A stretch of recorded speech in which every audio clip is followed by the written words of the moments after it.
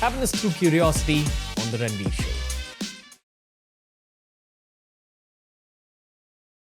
I'll give you some very amateur perspective, okay? For someone who has not seen your work, and we have even preteen viewers here. So a lot of people are getting to see you for the first time in their life.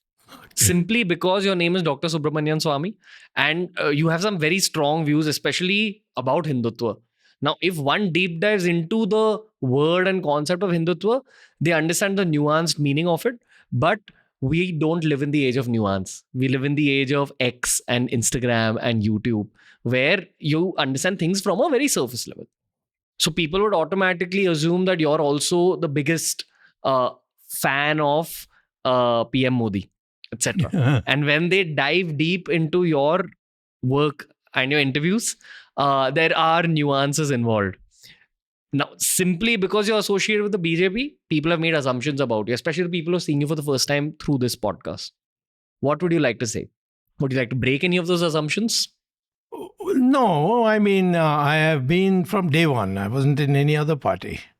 Of course, the Jansangh, when I started, merged into Janata Party, when all those 5-6 parties merged together.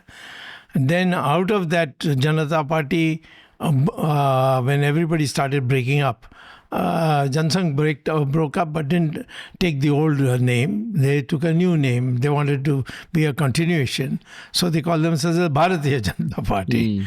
So for me, this question of party never arose, except that the people who came from the RSS stock, I am not from the RSS stock, but those who came from RSS training and stock and held positions in RSS, they had an ideology which sort of coincided with mine to a great extent. And I began giving articulation in English. I can do it in Hindi, and I've done it in Hindi too. But English was the one where they felt a shortcoming, and I was able to argue, debate, defeat. So I became important for the RSS and the BJP because of the fact that I could take forward the ideology. Effectively because of your communication skills. And my ability to articulate what Hindutva is. So those who come in touch with me suddenly begin to feel that there's nothing wrong. I am also a Hindu and I believe in Hindutva. That sort of thing is widespread because of my campaigns. And that's why, despite Mr. Modi's intolerance towards everybody else, he's thrown away so many people, Jetmalani, that cricketer, Kirti Azad, and so on. So, but a lot of them he has thrown out of the party. But it will be very difficult to him to throw me out because of the fact that I have these roots in the Hindutva feeling. Why aren't you thrown out of the BJP? That's precisely the reason that I am considered a Hindu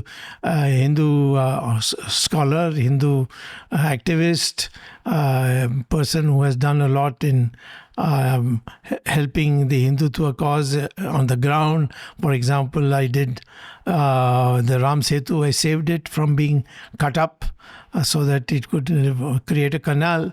I went to court and got it done. I went to court and got Ram Mandir. A lot of temples I have liberated from the control of the government. All done, I've done this. Did you see that little Vice clip about yourself, which Vice documentaries did? There was a Vice. Oh, interview. those Pakistanis who came from Canada. I don't know which country they were from. That thing is owned by Pakistani. So as a content creator, when you're seeing someone's video, you also see the edit and what layer of paint is being painted upon that interview by the edit. So you were portrayed as a very villainous Hindu. Yeah. My question to you is, and I'm giving you space on this podcast, there's no background music. Yeah. There's no background music at all. Thank God. So you can just speak from your heart and you can answer this question. Okay? Yes. If one is pro-Hindutva, is one automatically anti-Muslim? No. My wife is a Parsi. My son-in-law is a Muslim. They don't feel so. Did you say that to the Vice documentaries journalist? Why should I? I'm not going to defend myself. I'm giving them my views. And they cut and spliced my thing. And unfortunately for them, When the United Nations Under Secretary General held a press conference, I wrote a letter to the Secretary General that please give me the tape and show me where I've said this. Otherwise, sack this man. And he was sacked.